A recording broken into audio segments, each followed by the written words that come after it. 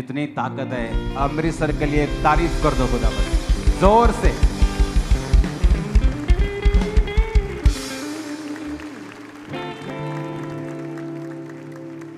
अब तो सब फोटोज एक जैसी लगने लगी।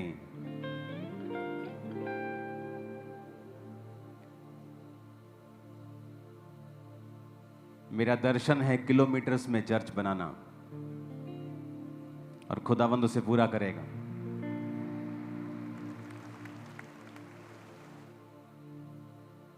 आज एक इंपॉर्टेंट इन विषयों पर मैं नहीं चाहता हूं बात करना, लेकिन पवित्र आत्मा चाहता है बात करना। तो मेरा यह विश्वास है कि आप लोग आज एक प्रीचर को नहीं सुन रहे, आज एक टीचर को सुन रहे हो। तो अपनी बाइबल्स खोल लो। अगर आपके पास पेन कॉपी नहीं है तो फोन खोल के नोटपैड खोल लो और उसे नोट करो, क्योंकि आज प्रीच नहीं होगा, आज टीच होगा। तो टीच में टाइम लगेगा, बहुत सारी वर्सेस होंगी, क्योंकि परमेश्वर ये चाहता है कि उसकी कलीसिया वचन की शिक्षा में कभी भी कमजोर ना हो। एक बात दिमाग में आपको रखनी होगी कि परमेश्वर जो है वो एक सा है, वो बदला नहीं। शुरू से लेके अब तक पुराने नियम में कुछ चीजें अलग थीं, नए नियम में अलग थीं, लेकिन परमेश्वर चेंज नहीं हुआ। पुराने नियम में भी वो कहता था व्यभिचार ना कर, नए नियम में भी वो कहता है।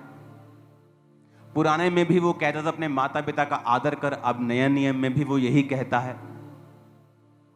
पहले आंख के बदले आंख मांगी जाती थी, उसका भी मैं आपको मतलब समझा चुका हूं कि प्राण के बदले अगर प्राण ना होता तो यहूदी कौम ही नाश हो जाती, यीशु मसीह आते ही नहीं।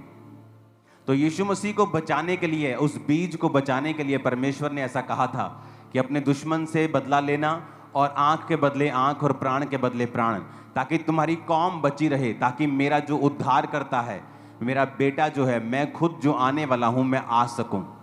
वो इस कारण था। अब जब प्रभु यीशु मसीह आए, लोगों ने कहा चेंज कर दिया। चेंज नहीं किया, मकसद पूरा हो गया। अब यीशु मसीह आ चुके थे तो परमेश्वर ने कहा अब मैं आ चुका हूं, अब तुम्हें प्राण के बदले प्राण नहीं लेना है, अब अपने दुश्मनों के लिए प्रार्थना करनी है, जो तुम्हें सताते हैं उनको आशीष देनी है। तो मैं आपको ये 100% वचन से गारंटी दे सकता हूं कि परमेश्वर का वचन और उसका मन, उसका हार्ट जैसा पहले था, पहले दिन सृष्टि के, वैसा ही आज है। कुछ भी बदलाव नहीं हुआ। वो प्रेमी था, वो दयालु था, वो आज भी वैसा ही है। यीशु मसीह के जन्म के बाद कुछ चीजें बदली, इसलिए क्योंकि यीशु मसीह के आने के बाद वो मकसद पूरा हो गया, जिस मकसद के तहत कहा गया था कि प्राण के बदले प्राण लेना और तुम अपने दुश्मनों से बदला लेना और अपने आप को बचाते रहना। कितने मेरी बात को समझ रहे हैं? तो आज जब भी मैं आपको कोई वचन देता हूं या बाइबल की कोई मैं शिक्षा देता हूं, तो मैं ये कोशिश करता हूं कि वो शिक्षा आपको दोनों नियम से दी जाए। क्योंकि कुछ लोग फिर आपसे बहस करेंगे ये तो पुराने नियम की शिक्षा है, तो मैं आपको नए नियम के भी साथ में देता हूं। जिस तरह लोग बहस करते हैं टाइथ के विषय में कि नए नियम में टाइथ नहीं लिखा। टाइथ एक ऐसा सब्जेक्ट है जो नए नियम पुराने नियम से भी पहले का है, अब्राहम के समय का।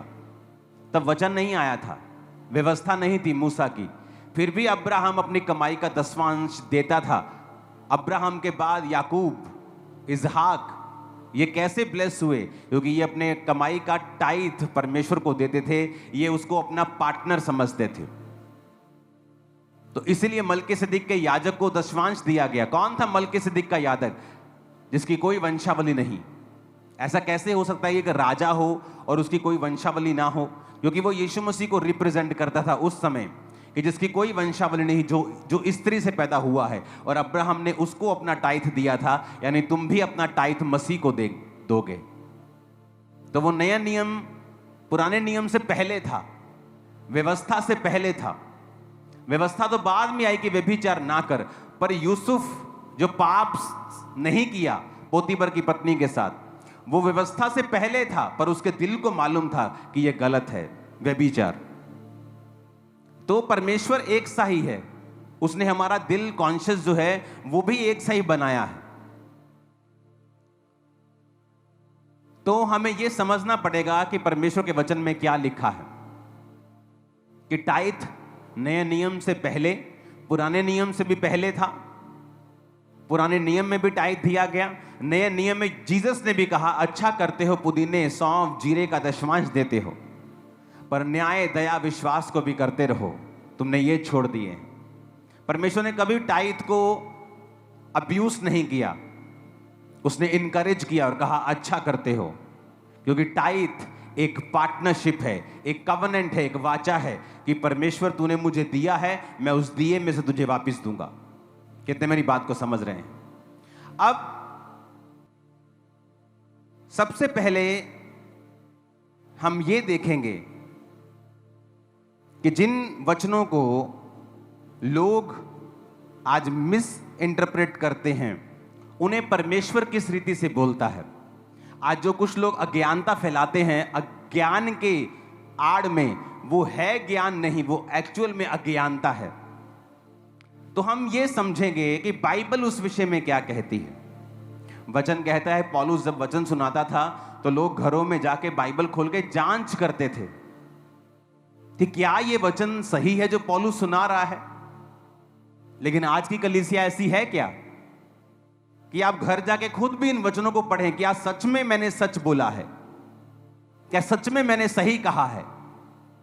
आप खुद भी पवित्र शास्त्र में जांच पड़ताल करें कि जो वचन आपको प्रीच किया जा रहा है कि वाकई ऐसा है। आज लोगों को वचन का मालूम नहीं, वो इधर से कुछ सुनते हैं, यकीन कर लेते हैं, फिर इधर से कुछ बोलता है, यकीन कर लेते हैं। उनको ये नहीं पता कि ये जो बोल रहा है या ये जो बोल रहा है परमेश्वर क्या बोल रहा है। क्योंकि मुझे तो इसी बात से मतलब है कि परमेश्वर क्या बोल रहा है। लोग क्या कह रहे हैं, आप क्या कह रहे हैं, मैं क्या कह रहा हूं, क्या मतलब क्या फर्क पड़ता है। मैं भी इंसान हूं, आप भी इंसान हैं, जो बोल रहे हैं वो भी इंसान है। फर्क तब पड़ता है जब हम ये समझ जाएं कि परमेश्वर क्या कहता है। अगर मुझे ये मालूम हो जाए कि परमेश्वर क्या कहता है, फिर मुझे कोई परवाह नहीं, चाहे 10 लाख लोग कुछ भी कहें। कितने इस बात से एग्री करते हैं? आज हम पढ़ेंगे कि परमेश्वर का वचन क्या कहता है फादर्स के विषय में। सबसे पहले हम फादर को पढ़ते हैं उत्पत्ति 2 उसकी 24 आयत में। मैं आपको वचन समझा दूं, उसके बाद हम आगे चलेंगे। उसमें लिखा है, इस कारण पुरुष अपने माता पिता को छोड़कर अपनी पत्नी से मिला रहेगा और वो एक तन बने रहेंगे। यहां पर पिता शब्द आया है। फादर शब्द उत्पत्ति में ही आ गया था, और उस उत्पत्ति शब्द को जब हम पढ़ते हैं, अगर आपके पास इब्रानी भाषा की बाइबल है तो उसे भी एक बार जरा दिखा दीजिए। Therefore shall a man leave his father and mother। वो जो फादर के साथ H1 लिखा है, H1 का मतलब अब, पिता, फादर। H1 इब्रानी भाषा, दुनिया की पहली भाषा, उसका पहला शब्द है H1, जिसका मतलब है फादर। यानी खुदा ने चुना कि इब्रानी भाषा का जो पहला शब्द होगा, जो भाषा ओरिजिनल भाषा है दुनिया की, उसका पहला शब्द होगा अब, यानी फादर। तो अब हम इस बात को समझेंगे और हम चलेंगे दूसरा राजाओं के पास। उसकी 2 अध्याय को हम खोलेंगे। दूसरा राजा उसकी 2 अध्याय उसकी 1 आयत। जब यहोवा एलिय्याह को बवंडर के द्वारा स्वर्ग में उठा लेने को था, तो एलिय्याह अलीशा दोनों गिलगाल से चले। एलिय्याह ने अलीशा से कहा, यहोवा मुझे बेतेल तक भेजता है, तू यहीं ठहरा रहे। अलीशा ने कहा, यहोवा के और तेरे जीवन की शपथ मैं तुझे नहीं छोड़ने का। इसलिए वो बेतेल को चले गए। बेतेलवासी भविष्यद्वक्ताओं के चेले एलीशा के पास आकर कहने लगे, क्या तुझे मालूम है यहोवा तेरे स्वामी को आज तेरे ऊपर से उठा लेने पर है? उसने कहा, हाँ मुझे भी मालूम है, तुम चुप रहो। अगर किसी व्यक्ति को आप जानना चाहते हैं, आप उसके शब्दों से उसे जानते हैं। बाइबल कहती है जो तुम्हारे मन में भरा हुआ है वही तुम्हारे मुंह के ऊपर होगा। यहां पर जो आप पुस्तक पढ़ रहे हैं, दूसरा राजा 2 अध्याय, दूसरे राजा पुस्तक जो पढ़ रहे हो, आप जानते हैं इस पुस्तक का लेखक कौन है? इस पुस्तक का जो लेखक है वो है प्रॉफेट यिर्मयाह। यिर्मयाह, यशाया, यहोजकेल, दानियल, these are the major prophets. इन्हें मेजर प्रॉफिट्स कहते थे। अबोधा, मीका, योना, these are the minor prophets. इन्हें माइनर प्रॉफिट्स कहते थे। तो ये जो मेजर प्रॉफिट्स बाइबल में जो लिखे हैं, यशाया, यिर्मयाह, दानियल, यहोजकेल, तो एक मेजर प्रॉफिट ने ये पुस्तक लिखी है। आप लूका की पुस्तक पढ़ें, सब पुस्तकों में लिखा हुआ है और परमेश्वर ने उसको चंगा किया। लेकिन लूका एक डॉक्टर था, लूका एक वैद्य था। जब लूका अपनी पुस्तक को लिखता था तो उसने लिखा है, प्रभु यीशु मसीह ने अपना हाथ इस पर रखकर इसको चंगा किया। उसने पूरी डिटेल में हीलिंग लिखी है। अगर आपको हीलिंग अच्छी तरह से पढ़नी है तो लूका की पुस्तक पढ़ें। क्यों? क्योंकि लूका की पुस्तक में जो चंगाई की डिटेल लिखी है वो एक डॉक्टर के नजरिए से लिखी है, कंप्लीट एंड तकरीबन कंप्लीट। हम सब एक जैसे हैं, पर अगर एक मछुआरा डिटेल को लिखेगा वो उस तरह से नहीं लिख पाएगा जिस तरह से डॉक्टर लिख देगा। तो लूका एक डॉक्टर था, एक वैद्य था। तो उसने जब जीसस की हीलिंग्स को लिखा, उसने बड़ी डिटेल में लिखा है कि कब किसने यीशु को छुआ, यीशु ने छुआ या कैसे चंगा किया, बुखार को डांटा और हाथ रखा। बाकियों ने कहा कि यीशु ने उसे चंगा किया, लेकिन उस लूका की अगर आप पुस्तक पढ़ेंगे तो उसने अकेली हीलिंग डिटेल में लिखी। मैं आपको क्यों बता रहा हूं ये? क्योंकि मायने रखता है कि पुस्तक जिसने लिखी है उसका राइटर कौन है। तो इस पुस्तक का जो राइटर है वो एक मेजर प्रॉफिट है, यिर्मयाह। तो जब कोई मेजर प्रॉफिट या आप किसी प्रधानमंत्री को जब भाषण देते हुए सुनते हैं, आप उनके शब्दों का चुनाव अगर देखते हैं तो एक गली का जो लीडर होगा और प्रधानमंत्री के भाषण में बहुत फर्क होता है। पोप साहब भाषण देने के लिए जब आते हैं या वचन देने के लिए आते हैं या कोई स्पीच देते हैं, आप उनके शब्दों को देखो, नपे तुले, क्लीन, वेरी पावरफुल वो अपना वचन देते हैं। या कोई भी स्पीच भी अगर देते हैं, नॉर्मल स्पीच भी देते हैं, मीडिया के साथ भी, कुछ भी साथ, आप कोई भी देख लो। तो जब ये मेजर प्रॉफिट्स लिख रहे हैं तो इनके वचन पढ़ने जरूरी है कि ये किस तरह से लिख रहे हैं। अब ये यिर्मयाह क्या कह रहा है? कहता, बेतेलवासी भविष्यद्वक्ताओं के चेले अलीशा के पास आकर कहने लगे।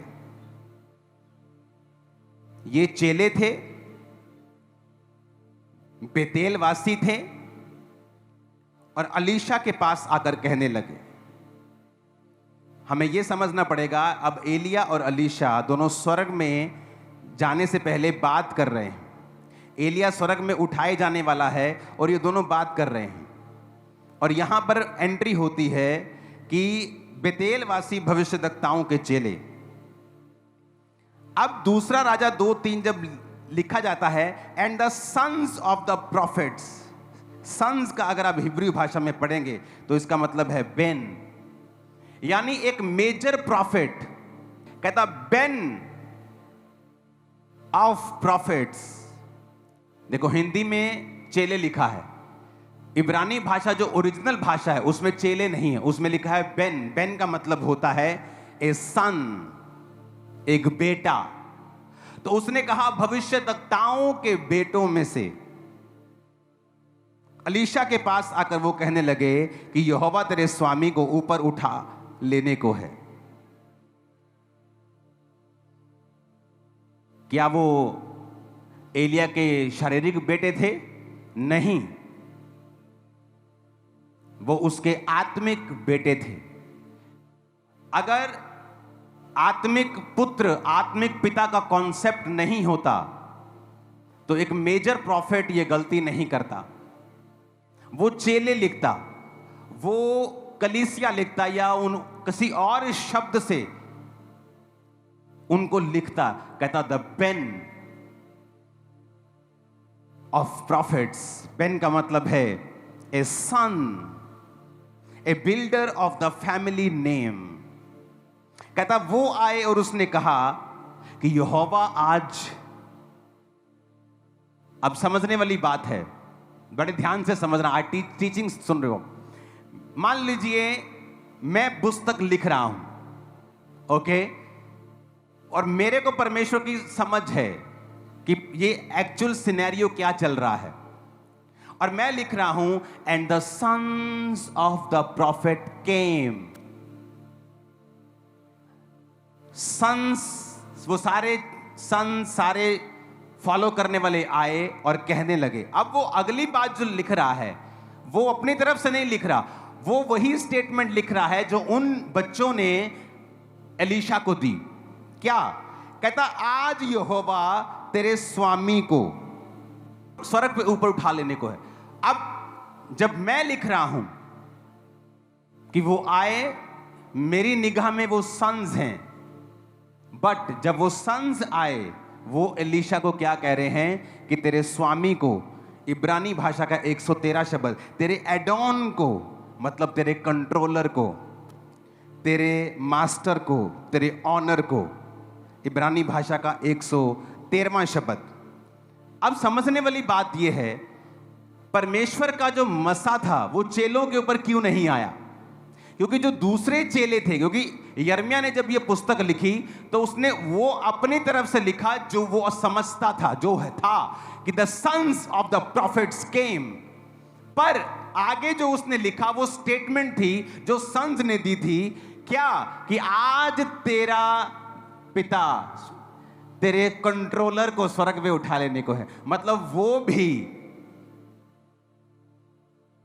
पूरी तरह से फादर सन रिलेशनशिप में एलिया के साथ नहीं थे। इसीलिए परमेश्वर ने अपना मसा उन चेलों की बजाय एलीशा को दिया था। क्यों? बाइबल कहती, जब वो 11 आयत में देखते हैं, जब वो चलते चलते बात कर रहे थे, कौन? एलिया, एलीशा। एक अग्नि में रथ, अग्नि में घोड़ों ने उन्हें अलग अलग किया और एलिया बवंडर में होकर स्वर्ग पर चढ़ गया। एलीशा देखता और पुकारता रहा, बोलता रहा, हाय मेरे पिता। क्या बोलता रहा? हाय मेरे पिता। इसको इब्रानी भाषा में पढ़ेंगे, ये वही पिता शब्द है। लोग बोलते शायद उसने बुजुर्ग कहा हो, शायद उसने कुछ अलग कहा हो, ये वही शब्द है H1।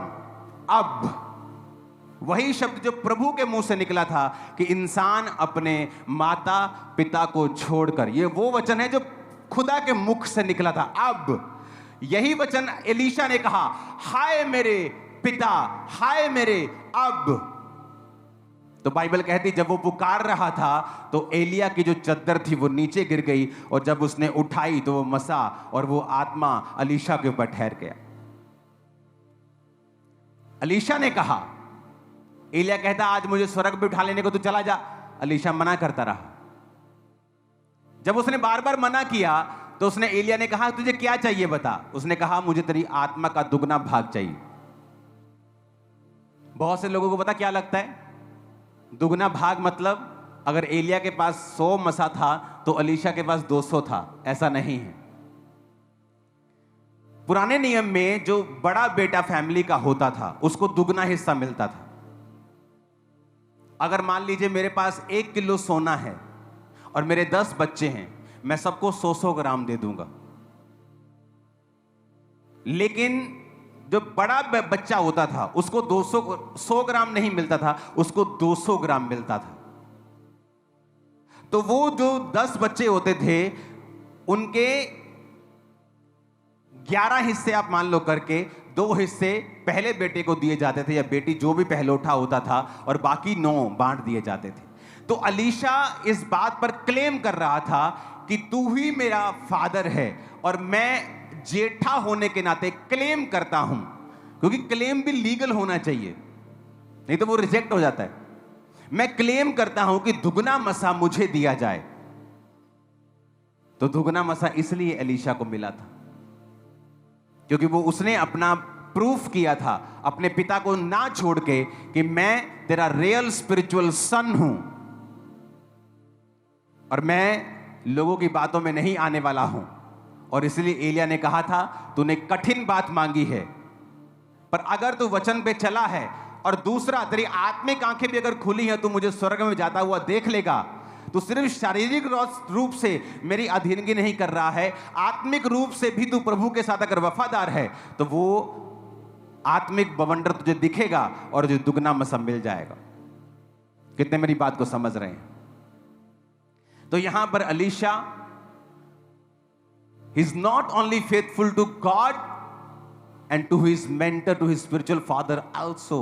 वो खुदा के साथ भी वफादार है, इसलिए स्पिरिचुअल आईज ओपन है, आत्मिक बवंडर को वो देख पाया, और अपने मेंटर के साथ भी वो वफादार है। और जब वो कह रहा है चला जा, उसे डांट रहा है, भगा रहा है, वो गया नहीं और क्लेम कर रहा है कि I am your elder son and give me double portion. जो तेरी आत्मा का है मुझे डबल पोर्शन चाहिए। कितने मेरी बात को समझ रहे हैं? हमें ये बड़े ध्यान से समझने की जरूरत है। और ये वही शब्द है जब उसने कहा हे मेरे पिता, हाय मेरे पिता, जो H1 से निर्धारित किया गया, जो यहोवा के मुख से खुद निकला था कि मनुष्य अपने माता और पिता से अलग रहेगा और अपनी पत्नी से मिला रहेगा। 14 आयत में लिखा था, उसने एलिया की वो चद्दर जो उससे गिरी थी पकड़कर जल पर मारी और कहा, एलिया का परमेश्वर यहोवा कहां है? जब उसने जल पर मारा तब वो इधर उधर दो भाग हो गया और एलीशा पार हो गया। क्या कहा उसने? एलिया का परमेश्वर यहोवा कहां है? ये बाइबल सिखा रहा हूं मैं आपको। अगर आप इस पार्ट को नहीं समझेंगे तो आप स्वर्ग चले जाएंगे, लेकिन आप एक शिक्षा को मिस कर देंगे। इस धरती के ऊपर एक एक्स्ट्रा लाइफ को मिस कर देंगे। एक एक्स्ट्रा अनॉइंटिंग आपकी लाइफ के ऊपर आना चाहती है, एक्स्ट्रा ग्रेस रहती है उन लोगों के ऊपर जो अपने मेंटर के साथ वफादार हैं, आप वो मिस कर देंगे, स्वर्ग चले जाएंगे। कोई स्वर्ग, आपने मुंबई जाना है तो आप प्लेन में भी जा सकते हैं, चार्टर्ड प्लेन में जा सकते हैं, कमर्शियल प्लेन में जा सकते हैं, फिर ट्रेन में जा सकते हैं, बस में जा सकते हैं, बाइक पे जा सकते हैं, गाड़ी पे जा सकते हैं, साइकिल पे जा सकते हैं, पैदल भी जा सकते हैं। तो स्वर्ग सब चले जाएंगे जो जीसस पे यकीन करते हैं और बैप्टाइज्ड हैं। लेकिन कोई स्वर्ग घिसट घिसट के जा रहा है, दुनिया में दुखी होके जा रहा है क्योंकि उसके पास नॉलेज नहीं है, एपिग्नोसिस, प्रैक्टिकल नॉलेज क्राइस्ट की नहीं है कि इस दुनिया में रहकर आप कामयाब होकर जा सकते हैं, आप फेल होकर भी वहां जा सकते हैं। बहुत से लोग हैं जो फेल हैं, अपने बिजनेस में फेल, अपने सेवकाई में फेल, अपने परिवार में, सब जगह फेल हैं। जा वो भी स्वर्ग रहें, क्योंकि वो वचन को पहचानना नहीं चाहते हैं, वो वचन को प्रैक्टिकली समझना नहीं चाहते हैं, क्योंकि मुश्किल है परमेश्वर के रियल वचन के ऊपर चलना। अब यहां क्या होता है? वो कह रहा है परमेश्वर, एलिया का परमेश्वर कहां है? और जल दो भाग हो गया। अगर उसने गलत बोला होता तो जल दो भाग कभी ना होता। अगर उसने गलत बोला तो जल दो भाग कभी ना होता। आज अब लोगों को ट्रोल करना शुरू करते हैं, ये प्रार्थना में भी मैन ऑफ गॉड का नाम ले रहा है। वो प्रार्थना में जो मैन ऑफ गॉड का नाम ले रहा है वो उसको परमेश्वर नहीं कह रहा, वो एलिया की तरह प्रार्थना, एलीशा की तरह प्रार्थना कर रहा है कि खुदावन जो ग्रेस एलिया के ऊपर थी, तेरा धन्यवाद करते, वो ग्रेस हमें चाहिए। और जल को उसने माना कि एलिया का परमेश्वर। वहां अगर ये सदूकी फरीसी आज के होते तो कहते ले एलिया दा परमेश्वर किथे, तू सीधा ही क्या यहोवा किथे, तू क्यों कह रहे एलिया दा परमेश्वर किथे, तू सीधा परमेश्वर का नाम नहीं ले सकता। पर आज के जो सदूकी फरीसी हैं वो कभी स्पिरिचुअल जो नॉलेज है उसे नहीं समझ सकते। अगर वो समझ चुके होते तो उन कंडीशंस में ना होते जिन कंडीशंस में वो हैं। उसने कहा एलिया का परमेश्वर कहां है? ये एक ब्यूटीफुल रिलेशनशिप है, बहुत ब्यूटीफुल। इतना ब्यूटीफुल रिलेशनशिप ये परमेश्वर ने बनाया है कि परमेश्वर ने इब्रानी भाषा, इस दुनिया की पहली भाषा का पहला शब्द अब्बा, अब चुना है, फादर। क्योंकि ये ब्यूटीफुल रिलेशनशिप प्रभु को मालूम था कि नॉट ओनली ये सिर्फ फिजिकल नहीं है, एक संसारिक बाप के साथ नहीं है, ये मेरे साथ भी लोगों की होगी, अपने स्पिरिचुअल मेंटर्स के साथ लोगों की होगी और अपने फादर्स के साथ भी लोगों की होगी। इसलिए परमेश्वर ने इस शब्द को चुना। कितनों को समझ आ रही है? ओके। अब जब हम ये समझते हैं कि प्रभु की इच्छा क्या है, तो हम ये भी समझते हैं कि पुराने नियम में भी वो वैसा ही था, तो नए नियम में वैसा ही था। आज जब ये प्रचार किया जाता है, पहला कुरिन्थियों 4 उसकी 15 और 16 आयत कहता, यदि मसीह में सिखाने वाले तुम्हारे 10,000 भी होते तो तुम्हारे पिता बहुत से नहीं, इसलिए कि मसीह यीशु में सुसमाचार के द्वारा मैं पिता हुआ। अब लोग पता क्या कहते हैं, जब पौलुस कह रहा है कि मैं सुसमाचार सुनाया तुमको और तुम्हें पैदा किया है, जिस तरह एक संसारिक मां जब तुम्हें पैदा करती है तो जच्चा की पीड़ाएं सहती है, पौलुस कहता मैं भी तुम्हें जब पैदा करता हूं तो जच्चा किसी पीड़ाएं सहता हूं। वो क्या है पीड़ा? एक पास्टर का विरोध होता है। क्यों होता है? उसने कौन सी शराब पी है या उसने कौन सा डाका डाल दिया है। आपके गली मोहल्लों में जो आपको भाषण देके जाते हैं उनमें 900 कमियां होंगी, पर उनका विरोध नहीं होता। लेकिन मसीह लोगों का विरोध क्यों? जीवित चर्च का विरोध क्यों? क्योंकि वो एक जच्चा की पीड़ा है जो हमें सहनी पड़ती है। अपने लिए थोड़ी है, मुझे क्या है, मैं सेटल्ड हूं, मैं किसी भी फॉरेन कंट्री में जाऊं, मैं वेल सेटल्ड हूं, मैं आराम से अपनी फुल लाइफ जी सकता हूं बिना काम की।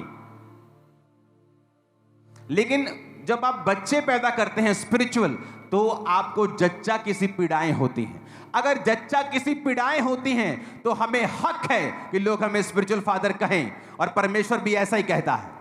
मैं चैलेंज करता हूं इस डॉक्ट्रिन के ऊपर, आके आप बाइबल से सिखाएं कि कहां ये गलत है, क्योंकि अब ये पूरी नहीं हुई, अभी सुनना ध्यान से। पौलुस कहता है सुसमाचार सुनाने के द्वारा मैं तुम्हारा पिता हुआ। अब लोग पता क्या कहते हैं, पौलुस गलत हो सकता है, और उसका उदाहरण दे सकते हैं कि पौलुस जीसस के साथ नहीं रहा, क्योंकि जीसस ने भी कहा था कि धरती पर अपना पिता किसी को मत कहना। ओके, आज हम पढ़ेंगे जीसस ने क्या कहा। मत्ती 23 अध्याय को हम पढ़ेंगे। आज हम देखेंगे सब वर्सेस को कि जीसस ने ऐसा क्यों कहा, क्योंकि पौलुस क्या कह रहा है हमें यह मानना है, जीसस ने ऐसा क्यों कहा हमने ये देखना है। उसमें लिखा है 23 अध्याय की जो शुरुआत होती है, ऊंचा पढ़ो, फरीसियों का पाप। ये बाइबल मैंने तो नहीं लिखी, ये वचन जो है, जब जीसस क्राइस्ट जिस अध्याय में बात कर रहे हैं उस अध्याय का शीर्षक है फरीसियों का पाप। तो हमें यह पढ़ने की जरूरत है, जब भी आप बाइबल पढ़ें या जो बाइबल टीच करते हैं वो ये देखते हैं कि जब एक वचन बोला गया है वो किस कॉन्टेक्स्ट में बोला गया है, वो कब बोला गया है। जब बोला गया था उस समय आसपास का जो वातावरण था वो क्या था और वो क्यों बोला गया था। अगर आप इस बात को नहीं समझेंगे आप अधूरे ज्ञानी हैं, और अधूरा ज्ञान खतरनाक होता है। फरीसियों का पाप, ये जो अध्याय है 23, जीसस क्राइस्ट ने फरीसियों की क्लास लगाई है इसमें। सुनो अब आगे। तब यीशु ने भीड़ से और अपने चेलों से कहा, अब यहां पर भीड़ भी है, चेले भी हैं, लेकिन बात हो रही है फरीसियों के पाप की। कहता, शास्त्री फरीसी मूसा की गद्दी पर बैठे हैं, जो तुम्हें वो कहें वो करना और मानना, परंतु उनके से काम मत करना, क्योंकि जो खुद वो कहते हैं वो करते नहीं। तब यीशु ने भीड़ से और अपने चेलों से कहा, शास्त्री और फरीसी मूसा की गद्दी पर बैठे हैं, इसलिए वे तुमसे जो कुछ कहें वह करना और मानना, परंतु उनके से काम मत करना, क्योंकि वे कहते तो हैं पर करते नहीं। ऊपर लिखा है फरीसियों का पाप, नीचे सब लोग बैठे हैं, चेले बैठे हैं, प्रभु यीशु मसीह उन्हें शिक्षा दे रहे हैं। और क्या कह रहे हैं, 2 आयत में फिर से पढ़ेंगे। जीसस ने कहा, शास्त्री और फरीसी मूसा की गद्दी पर बैठे हैं, इसीलिए वे तुमसे जो कुछ कहें वह करना और मानना, परंतु उनके से काम मत करना, क्योंकि वे कहते तो हैं पर करते नहीं। वे एक ऐसे भारी बोझ को जिनको उठाना कठिन है बांधकर उन्हें मनुष्यों के कंधे पर रखते हैं, परंतु स्वयं उसे अपनी उंगली से भी सरकाना नहीं चाहते। वे अपने सब काम लोगों को दिखाने के लिए करते हैं। वे अपने ताबीज़ों को चौड़ा करते और अपने वस्त्रों को कोरे बनाते हैं। भोज में मुख्य मुख्य स्थान और सभा में मुख्य मुख्य आसन, बाजारों में नमस्कार और मनुष्य में रब्बी कहलाना उन्हें भाता है। किसकी बात हो रही है? फरीसियों की, सदूकियों की। फरीसी और सदूकी, परमेश्वर कहता है कि ये लोग दिखाने के लिए काम करते हैं, दिखाने के लिए प्रार्थना करते हैं, मुख्य मुख्य आसनों पर जाकर बैठते हैं। तुम इनके जैसे काम मत करना। हाँ, आगे 9 आयत 8 पढ़ेंगे। परंतु तुम रब्बी ना कहलाना, क्योंकि तुम्हारा एक ही गुरु है और तुम सब भाई हो। पृथ्वी पर किसी को अपना पिता ना कहना, क्योंकि तुम्हारा एक ही पिता है जो स्वर्ग में है। और स्वामी भी ना कहलाना, क्योंकि तुम्हारा एक ही स्वामी है, अर्थात मसीह। जो तुम में बड़ा हो वह तुम्हारा सेवक बने। जो कोई अपने आप को बड़ा बनाएगा वह छोटा किया जाएगा, और जो कोई अपने आप को छोटा बनाएगा वह बड़ा किया जाएगा। अब 7 हाय लिखी हैं यहां पर, जो फरीसी और शास्त्रियों को दी गई। 13 आयत से पढ़ेंगे उनको। हे कपटी शास्त्रियों और फरीसियों, तुम पर हाय, तुम मनुष्यों के लिए स्वर्ग के राज का द्वार बंद करते हो, ना तो स्वयं ही उसमें प्रवेश करते हो, ना उसमें प्रवेश करने वालों को प्रवेश करने देते हो। हे कपटी शास्त्रियों और फरीसियों, तुम पर हाय, तुम विधवाओं के घरों को खा जाते हो और दिखाने के लिए बड़ी देर तक प्रार्थना करते रहते हो, इसलिए तुम्हें अधिक दंड मिलेगा।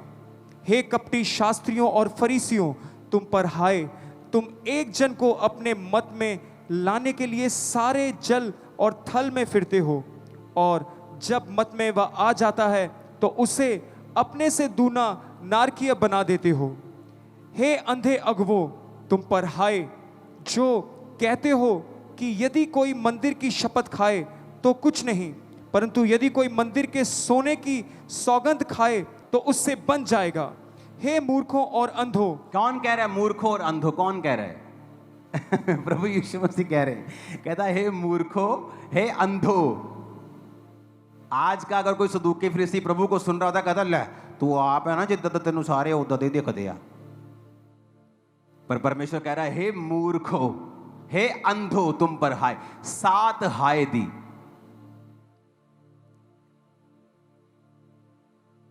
जब चेले बैठे हैं सामने, लोग बैठे हैं, वहां पर पतरस बैठा है। मेरे को बताओ कि नहीं बैठा? बताओ बैठा है कि नहीं? सुना नहीं मेरे को? बैठा है ना? पहली आयत पढ़ो फिर से। यीशु ने भीड़ से और अपने चेलों से कहा। अब फरीसियों के बारे में बात शुरू हो रही है। कौन कौन मौजूद है वहां? भीड़ भी और चेले भी। तो चेलों में पतरस था कि नहीं? अरे पतरस तो नंबर 1 चेला था कि नहीं वहां? जब प्रभु यीशु मसीह बैठे हैं, ओके, वो सुना रहे हैं, इधर भीड़ बैठी है, इधर चेले बैठे हैं, तो परमेश्वर फरीसियों और शास्त्रियों के बारे में बात कर रहा है। और परमेश्वर कह रहा है कि तुम इनको अपना पिता मत कहना, तुम इनको अपना रब्बी मत कहना, अपना स्वामी ना कहना। समझ आ रही मेरी बात? तो पतरस वहां था। तो क्या पतरस कभी वचन तोड़ता परमेश्वर का? नहीं। अगर तोड़ता तो बाइबल उससे कभी मेंशन करती कि इसने वचन तोड़ा है, क्योंकि पतरस ने जहां गलती की तो लिखा है कि पतरस पहले खतना रहितों के साथ खाना खाता था, बाद में वो डर गया और खतना रहितों के साथ खाना खाना बंद कर दिया। सब लिखा है बाइबल में, किसी की गलती को छुपाया नहीं गया। लोग बोलते हैं कि पौलुस कहता है जी, क्योंकि वो उस समय वहां नहीं था जब जीसस ने कहा, तो उसको वचन की नॉलेज नहीं थी। चलो ये भी पढ़ाते हैं आज आपको। पहला पत्रस 5 उसकी 13 आयत में लिखा है। ये पत्रस ने लिखी है, वही पत्रस जो उस समय जीसस के सामने बैठा था। पहला पत्रस 5 उसकी 13 आयत में लिखा है, जो बेबीलोन में तुम्हारे समान चुने हुए लोग हैं, वह और मेरा पुत्र मरकुस तुम्हें नमस्कार कहते हैं। The church that is at Babylon, elected together with you, saluteth you, and so doth Marcus my son. सन का इब्रानी भाषा का शब्द यूनानी भाषा नए नियम में लिखी गई है। यूनानी भाषा का मतलब है 5207 शब्द, इसका मतलब है उहियोस, मतलब सन। अब मरकुस आपको मालूम होना चाहिए कि वो जीसस क्राइस्ट का चेला था, वो पतरस का शारीरिक पुत्र नहीं था। अगर जीसस ने कहा कि धरती पर पिता नहीं कहना, तो पतरस वहां पे क्यों कहेगा मैं और मेरा पुत्र मरकुस तुम्हें नमस्कार कहते हैं? वो नहीं कहेगा, क्योंकि परमेश्वर ने कहा ही नहीं है अपनी आत्मिक लोगों को। उसने तो फरीसियों सदूकी को कहा है, जो विरोध करते हैं ना आत्मिक मदर फादर का, वो एक्चुअल में फरीसी सदूकी, उनको परमेश्वर ने कहा कि तुम पिता मत कहलवाना। वो एक्चुअल में सदूकी फरीसी है, क्योंकि उनको शौक था लोग हमारी इज्जत करें। क्योंकि जब पाप माफ करवाने होते थे तो सदूकी फरीसियों के पास लोग जाके तौबा करते थे। परमेश्वर कहता है ऐसे मत बनना।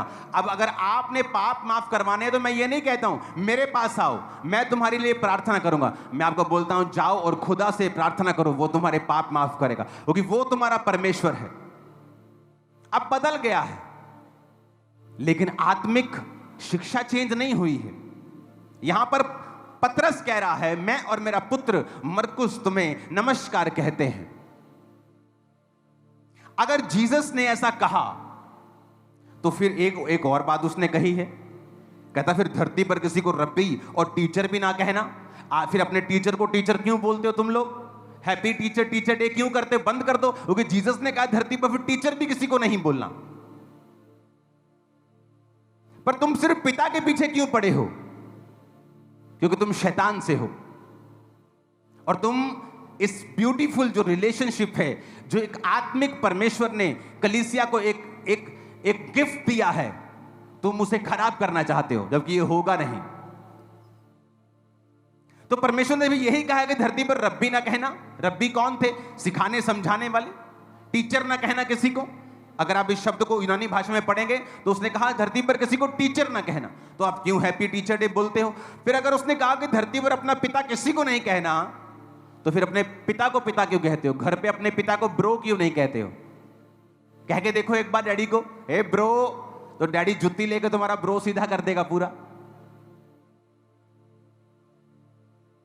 अगर जीसस ने कहा कि धरती पर अपना पिता किसी को नहीं कहना, तो वही जीसस मत्ती 19 में, वही सेम जीसस क्राइस्ट मत्ती 19 की 17 में क्या कहते हैं? तब यीशु ने उससे कहा, तू मुझसे भलाई के विषय में क्यों पूछता है? भला तो एक ही है, पर यदि तू जीवन में प्रवेश करना चाहता है तो आज्ञाओं को माना कर। उसने उससे कहा, कौन सी आज्ञाएं? यीशु ने कहा, यह कि हत्या न करना, व्यभिचार न करना, चोरी न करना, झूठी गवाही न देना, अपने पिता और अपनी माता का आदर करना। अब ये बताओ, अगर जीसस ने कहा कि धरती पर अपना पिता किसी को नहीं कहना, वो अपने मुंह से फिर क्यों कहेगा अपने पिता और माता का आदर कर? क्योंकि जीसस क्राइस्ट जब ये वचन दे रहे थे चेलों को, सदूकियों और फरीसियों के बारे में, वो उनके बारे में शिक्षा दे रहे थे। वो तो खुद ये कह रहे हैं कि एक आदमी आके प्रभु से कहता है मुझे आज्ञा सिखा। कौन सी आज्ञा है? व्यभिचार ना कर पुत्र, ठीक है प्रभु। चोरी ना कर, ठीक है। अपनी माता पिता का आदर कर। अगर जीसस ने कहा है कि माता कहना ही नहीं, पिता कहना ही नहीं, तो फिर वो क्यों कहेगा अपनी माता और पिता का आदर कर? तो हमें यह समझना पड़ेगा कि जब वो वचन दिया गया, वो फरीसियों के ऊपर 7 हाय दी गई हैं मत्ती 23 में। फिर फरीसियों के पीछे परमेश्वर क्यों लग गया? क्योंकि वो फरीसियों के लिए वचन था कि तुम पर हाय, हे मूर्खो, हे अंधो, जाओ अब जीसस को ट्रोल करो। ना जीसस को परवाह है, ना उसके चेले को परवाह है। हालेलुया। तो उसने क्या कहा? 13 आयत से लेके 7 हाय शुरू होती हैं। और देखो नीचे 25 में कपटी शास्त्री फरीसी, 24 में हे अंधे अगुवो, 26 में हे अंधे फरीसी, 27 में हे कपटी शास्त्री फरीसी, 29 में हे कपटी शास्त्री और फरीसी। जीसस कह रहे हैं, देखो हर वचन के साथ अंधा, मूर्ख, एक कपटी शास्त्री फरीसी। परमेश्वर से क्यों कहते? क्योंकि वो कपट से वचन प्रचार करते थे, अपने फायदे का वचन प्रचार करते थे। अब यहां पर फिर जीसस ने यह भी कहा है कि टीचर मत कहो, स्वामी मत कहो, किसी को बॉस मत कहो। फिर क्या अपने अपने अपने ऑफिस में जाके क्या बोलोगे? बॉस को बॉस नहीं कहोगे, स्कूल में टीचर को टीचर नहीं कहोगे, घर में पिता को पिता नहीं कहोगे। जीसस के पास बुद्धि है, बुद्धि उससे निकली है, वो ऐसी बातें नहीं कर सकता। जब उसने ऐसी बातें की, वो फरीसियों और सदूकियों के बारे में अपनी सारी अंदर की जो परमेश्वर के अंदर जो शिक्षा थी उन्हें दे रहा था कि अंधे, ये अगुवे, ये अंधे अगुवे, ये मूर्ख हैं, इनको अपना पिता मत कहो, ये तुम्हारा पाप माफ नहीं करवा सकते, अब तुम डायरेक्ट मुझको पुकारो। हालेलुया। जब हम इस आयत को पढ़ते हैं, मत्ती 19 उसकी 17, उसने उससे कहा, तू मुझसे भलाई के विषय में क्यों पूछता है? भला तो एक ही है, पर यदि तू जीवन में प्रवेश करना चाहता है तो आज्ञाओं को माना कर। उसने उससे कहा, कौन? बस, honour your father and mother. पौलुस के जैसा प्रचारक दुनिया में कोई नहीं था, उसके जैसा शिक्षक, उसके जैसी ताड़ना देने वाला कोई नहीं था।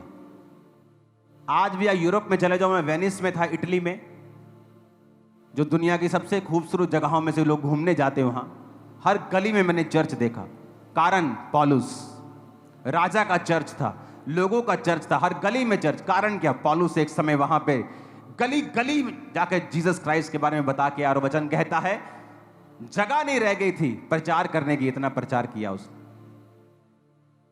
कहता जो मैं आज्ञाएं लिख रहा हूं ये प्रभु की आज्ञाएं हैं, मानो तो ना मानो। उसने कभी नहीं कहा मैं लिख रहा हूं, उसने कहा जो मैं लिख रहा हूं ये प्रभु की आज्ञाएं हैं, अगर तुम नहीं मानना चाहते हो तो ना मानो।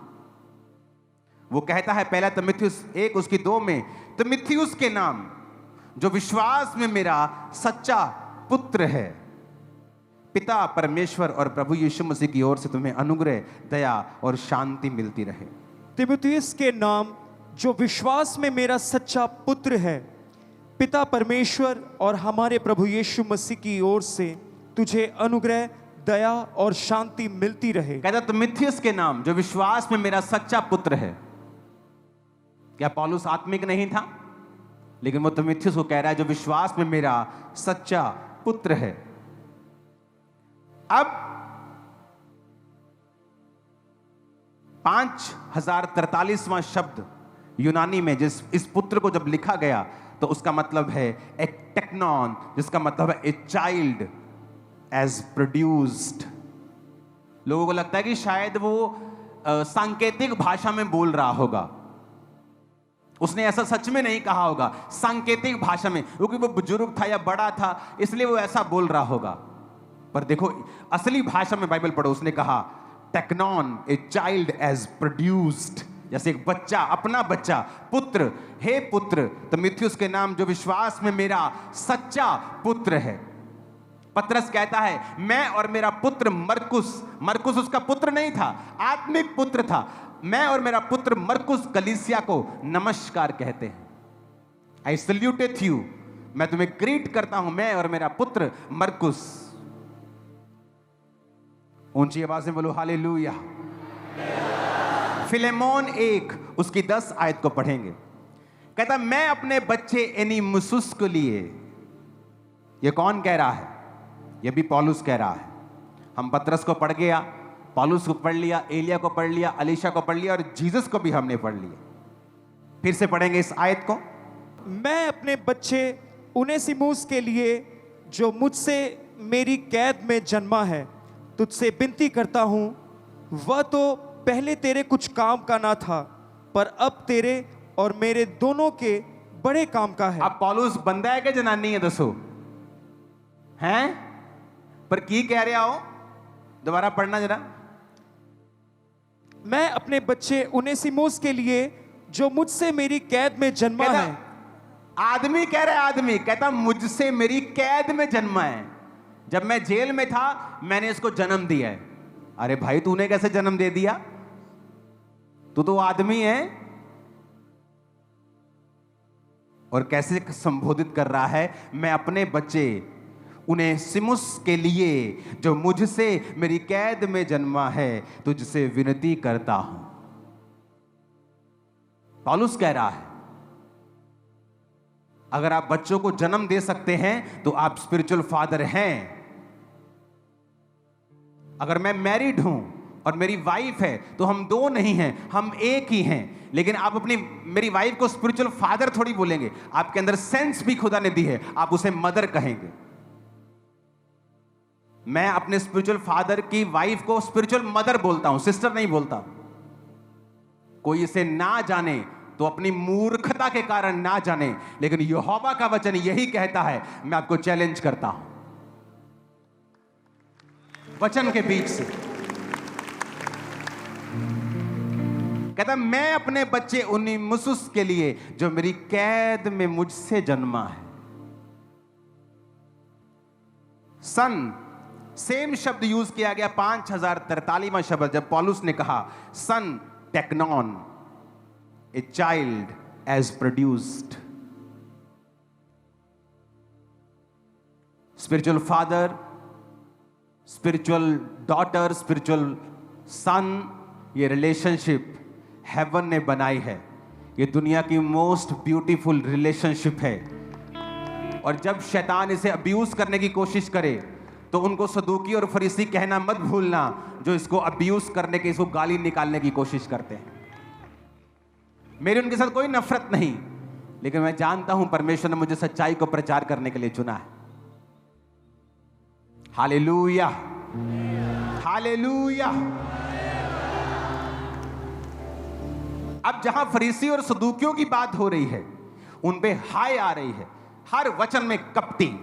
मत्ती 23 उसकी 13 से लेके, हे कपटी शास्त्रियों और फरीसियों, तुम पर हाय, तुम मनुष्य के लिए स्वर्ग के राज का द्वार बंद करते हो, ना तो स्वयं ही उसमें प्रवेश करते हो, ना उसमें प्रवेश करने वालों को प्रवेश करने देते हो। आप सुनो, अब ऐसे लोगों की मानसिकता क्या होती है? खुद तो मस्से में नहीं रहना, खुद तो ना लंगड़े चलाने का शौक है, ना रूहें बजाने का शौक है, खुद तो सिर्फ टोटल वेलड़, कोई काम नहीं है फेसबुक पे लिखने के अलावा। लेकिन एलिया के चेले खुद तो कुछ नहीं किया। और यिर्मयाह प्रॉफिट लिख रहा है, the sons and the band of the prophets came and said कि यहोवा तुम्हारे कंट्रोलर को, वो अपने पिता को कंट्रोलर समझ रहे हैं, और अलीशा अपने पिता को पिता समझ रहा है। अब अब्बा है, हाय मेरे अब्बा। तो मसा उसके ऊपर आ रहा है। उनकी कंडीशन नहीं बदली, वो चेले अभी भी हैं वहां पे। अलीशा ने मारी चद्दर ठेड़, एलिया का परमेश्वर कहां है?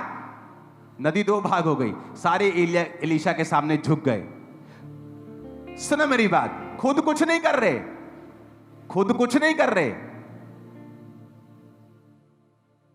कहते तेरे स्वामी को उठा लेने पे, तेरे पिता को नहीं, तेरे स्वामी को, कंट्रोलर को। वो उसे कंट्रोलर समझते थे, इसलिए मसा अलीशा के ऊपर आया।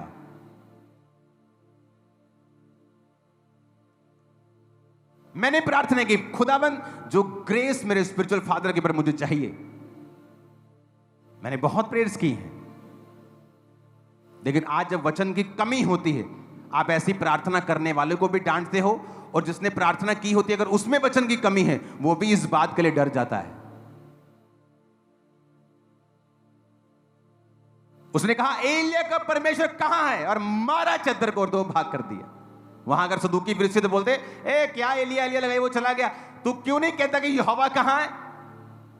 क्योंकि वो रिलेशनशिप को नहीं समझते हैं, वो स्वामी समझते हैं, कंट्रोलर समझते हैं एलिया को। क्योंकि जब यिर्मयाह लिख रहा है तो वो अपनी समझ से कितना लिख सकता है कि and the sons of the prophets came, क्योंकि वो स्पिरिचुअल आदमी है, वो समझ वाला आदमी है, मेजर प्रॉफिट है, अकल वाला आदमी, वो सन्स लिख रहा है। और लेकिन जब सन्स आते कहते हैं तेरे स्वामी को आज यहोवा उठा लेने को है, और वो उसे कंट्रोलर समझते हैं। और अलीशा जब वो उठा लिया जाता है तो ये नहीं कहता स्वामी हाय मेरे स्वामी, वो कहता है अब्बा, हे हाय अब्बा। जब वो शब्द यूज कर रहे हैं तो इब्रानी भाषा का 113वां शब्द यूज कर रहे हैं। आज यहोवा तुम्हारे एडोन को उठा लेने पे है, कि आज स्वामी तेरे एडोन को उठा लेने पे है। कंट्रोलर, ऑनर, क्योंकि वो यिर्मयाह नहीं लिख सकता अपनी तरफ से कि आज यहोवा तुम्हारे पिता को, क्योंकि वो गलत नहीं लिख सकता, वो वही लिख सकता है जो वो सुन रहा है। जो उसने नहीं सुना वो अपनी समझ के अनुसार लिख रहा है। And the sons of the prophets came. आप मेरी बात समझ रहे कि नहीं? वो अपनी समझ जो उसके अंदर स्पिरिचुअल है उसके मुताबिक सही लिख रहा है कि सन्स ऑफ द प्रॉफिट्स केम। लेकिन जब वो सन्स आते हैं वो कहते हैं आज तेरा स्वामी तेरे कंट्रोलर को उठा लेने पे है। वो उसने गलत नहीं लिखा, वो जो उसने बोला उसने लिखा। जबकि अगर वो सन्स से तो बोलना चाहिए था आज स्वर्गीय पिता हमारा जो यहोवा है तेरे अब को, तेरे फादर को उठा लेने पे है। यही फर्क है। आज 2 तरह के क्रिश्चियन हैं। क्या ये स्वर्ग नहीं गए होंगे? गए होंगे, लेकिन धरती के ऊपर वैसा मसा इनकी लाइफ में नहीं था, ये गारंटी है। मसा उनकी लाइफ पर है जो इस रिलेशनशिप पे बिलीव करते हैं, जो मेंटर्स पे बिलीव करते हैं, जो इंपार्टेशन पे बिलीव करते हैं, जो प्रेरिताई पर बिलीव करते हैं, जो ये जानते हैं कि अगर परमेश्वर ने सब कुछ आत्मा के द्वारा करना था तो उसने क्यों कहा मैंने चर्च को प्रेरित, भविष्यद्वक्ता, पास्टर्स, टीचर और इवेंजलिस्ट दिए ताकि चर्च उन्नति करे और देह उन्नति करे और बरकत पाए। फिर क्यों उसने प्रेरित दिए, क्यों उसने प्रॉफिट्स दिए, क्यों उसने पास्टर्स दिए, टीचर्स दिए, इवेंजलिस्ट दिए? ये क्यों नहीं कहा कि मैंने चर्च को अपना आत्मा दिया कि तुम उन्नति पाओ? क्योंकि परमेश्वर मनुष्यों को इस्तेमाल करता है और शैतान हमारे पीछे नहीं है, वो आपके पीछे है। जब किसी पास्टर का विरोध होता है तो वो उस पास्टर के पीछे नहीं है, वो लोगों के पीछे है। क्योंकि उसे पता है कि इसका जो मुंह है वो लोगों को जागृत कर रहा है और मेरा राज्य खत्म कर रहा है। आज आप सबसे ज्यादा आशीषित हैं खुदा के वचनों के कारण। आमीन। अब इस वचन को दोबारा सुनना और पढ़ना और इब्रानी भाषा, यूनानी भाषा में इसे जांचना कि पौलुस ने कहा, पतरस ने कहा, जीसस ने कहा honour your father and your mother. पर इन सदूकियों फरीसियों को अपना फादर मत बोलना, इनको अपना टीचर मत बोलना, ये तुम्हें सिखाते नहीं। इनके पीछे इनके मकसद हैं। भवन में घोड़े कबूतर बांध देते थे। कबूतर कितने का? 100 का। मेरे को 500 का बेचना है, 400 मुझको देने। ऐसे लोग थे वो, आत्मिकता का विरोध करने वाले। कौन था जिसने जीसस को सूली पर चढ़ाया? अन्य जाति लोग? No, Christian. वो क्रिश्चियन आप बोल सकते हो, यहोवा को मानने वाले, पुराने नियम के क्रिश्चियन। ये क्रिश्चियन शब्द तो नए नियम से निकला, लेकिन मैं आपको समझाने के लिए कह रहा हूं। पुराने नियम के यहोवा को मानने वाले, बड़ी बड़ी कुर्सियों पे बैठने वाले लोग, औहदों पे बैठने वाले लोग, जिसको सूली पे चढ़ा दिया, आज भी वही आत्मा इनमें काम करता है। हालेलुया। जो आपको सिखाया जाता है शुरू से, जो इस चर्च ने एक प्रेरिताई की छाप लगाई है शुरू से, मैं आपको बोलता आया हूं, जो वचन मैं आपको देता आया हूं, दे रहा हूं, यह बाइबल से सीखा हुआ और समझा हुआ वचन है। यह इंटरनेट से किसी के मुंह की जुबान से बोला या किसी से पूछा हुआ फोन से वचन नहीं है, आत्मा से पाया हुआ और बाइबल से सीखा हुआ वचन जो परमेश्वर ने आपको देनी थी आज, कि एक ब्यूटीफुल रिलेशनशिप खुदा ने दी है। उसका फायदा भी अलीशा एलिया के रूप में दिखाया है और चेलों के रूप में दिखाया है कि ये रिलेशनशिप खुदा ने बनाई है। अगर उसने नहीं बनाई होती तो वो पौलुस की पत्रियों को कभी बाइबल में ऐड ना होने देता, वो पतरस को भी कभी इस बाइबल में ऐड ना होने देता। जब एलिया उठाया जा रहा था उसने कहा हाय अब, हाय एडॉन नहीं, हाय मेरे मालिक, हाय मेरे कंट्रोलर, हाय मेरे स्वामी नहीं, हाय अब, हाय अब इब्रानी भाषा का पहला शब्द, हाय मेरे पिता, हाय मेरे पिता। पौलुस एक बच्चे के बारे में बताता है कि उन्नीस मेरी कैद में मुझसे जन्मा है, और फिलेमोन को वो पत्री लिख रहा है। तीमुथियुस कहता है विश्वास में मेरा यह सच्चा पुत्र है। कलीसिया से कह रहा है तुम्हारे सिखाने वाले 10,000 हैं, परंतु सुसमाचार मेरे द्वारा तुम तक पहुंचा है। तुम मेरे द्वारा, मेरे सुसमाचार के द्वारा प्रभु तक पहुंचे हो, तो सुसमाचार के द्वारा मैं तुम्हारा पिता हूं। वो जानते हैं हमारा स्वर्गीय पिता एक ही है, यीशु मसीह, लेकिन वो आत्मिक बात कर रहा है। मैं कौन हूं? अगर मेरे में से यीशु मसीह को निकाल दो तो मुझे कभी नमस्कार भी मत करना, कभी ग्रेट भी मत करना, कभी फादर भी मत बोलना, कभी ब्रदर भी मत बोलना, मुझे देखना भी मत, क्योंकि ये सारी रिलेशनशिप तब हैं जब मैं जीसस क्राइस्ट के कदमों में बैठा हूं, तब वो मुझे बच्चे पैदा करने की शक्ति दे रहा है। तुम्हें नहीं दे रहा सदूकियों फरीसियों, तुम पर हाय, तुम्हें परमेश्वर ने ग्रेस नहीं दी है। तुम अगर बांझ हो तो चलो मत, तुम्हें नहीं दी है ग्रेस, मुझे दी है। पौलुस की कैद में वो जन्मा, फिलेमोन को पत्री लिखता है कि उन्हीं में से मेरी कैद में मुझसे जन्मा हुआ पुत्र है, इसका ध्यान रखना। तीमुथियुस कहता है ये विश्वास में मेरा सच्चा पुत्र है। कलीसिया को कहता है सुसमाचार सुनाने के दौरान मैं तुम्हारा पिता हुआ। पतरस कहता है मैं और मेरा पुत्र मरकुस तुम्हें नमस्कार, तुम्हें सल्यूट, तुम्हें ग्रीटिंग देते हैं। कहां बैठे हो तुम लोग? जो लोग इस वचन का विरोध करते हैं वो उन्हीं सदूकियों और फरीसियों में से हैं जिन पर परमेश्वर ने हाय भेजी है, क्योंकि वो उन्हीं को कहा गया है कि इन्हें अपना पिता मत कहना, इन्हें अपना टीचर मत कहना। तो धरती पर फिर आपको टीचर नहीं कह सकते किसी को, आप अपने पिता को पिता नहीं कह सकते। आपको लगता है कि परमेश्वर आपके पिता को शर्मिंदा करेगा? जिसने जो खुद एक पिता है, क्या आपकी माता को वो शर्मिंदा करेगा? नो। पूरी बाइबल भरी पड़ी है कि मूर्ख पुत्र के कारण माता उदास रहती है। जब पुत्र की बड़ाई होती है तो पिता की बड़ाई होती है। अपने पुत्र पर छड़ी चलाने से रुक मत, तू छड़ी चलाकर उसका प्राण बचाएगा। किसके बारे में लिखा है? आत्मिक लोगों के बारे में भी लिखा है। प्रभु में अपने माता पिता के अधीन रहो। किसके बारे में लिखा है? स्पिरिचुअल फादर्स के बारे में। प्रभु में ने अपने माता पिता की अधीनगी करो और अपने माता और पिता का आदर करो। कौन माता पिता? तुम्हारे शारीरिक माता पिता। वो खुद एक पिता है, वो नहीं चाहता तुम अपने पिता की बेइज्जती करो। उसने खुद तुम्हें जना है, वो नहीं चाहता तुम अपनी माता की बेइज्जती करो। तुम्हारे माता और पिता एक ही हैं, क्योंकि वो एक तन है, परमेश्वर ने कहा। अगर तुम अपने पास्टर को फादर कह रहे हो तो उसकी बीवी को मदर कह सकते हो। 100% बिब्लिकल है। परमेश्वर क्या चाहता है कि वो तुम उसे एम्बैरेस करो, अपनी माता को, अपने पिता को अपने घर में? नो, वो बुद्धि का परमेश्वर है, वो गड़बड़ी का परमेश्वर नहीं। ये एक ऐसी रिलेशनशिप है स्पिरिचुअल, जो व्यक्ति इस रिलेशनशिप में बिलीव करते हैं वही हैं अपने पिता, अपने स्पिरिचुअल फादर के मसे के हकदार, और बड़े काम वही करेंगे यीशु मसीह के सामर्थ्य नाम। ऐसा नहीं कि परमेश्वर किसी को चुन नहीं सकता, वो चुन सकता है, उसे इस्तेमाल कर सकता है। पर पौलुस अपने पहले साल कलीसिया में बिताता है, मेंटर से सीखता है, उसके साथ प्रार्थना ही करता है। कुछ समय तक वो सीखता है। आज मैं जानता हूं शैतान बहुत शर्मिंदा हो रहा होगा।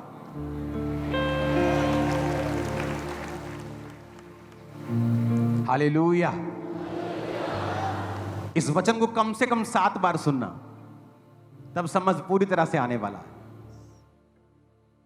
और जब भी मैं बाइबल पढ़ता हूं, मैं कोशिश करता हूं कि मैं ओरिजिनल भाषा में पढूं, ताकि उसे समझने में, किस भावना में, किस फीलिंग में, कब यह वचन बोला गया, क्यों बोला गया, किसके विषय में बोला गया, हम इसे सीख सकें और कलीसिया को सेम सिद्धता में लेके जा सकें। God bless you all.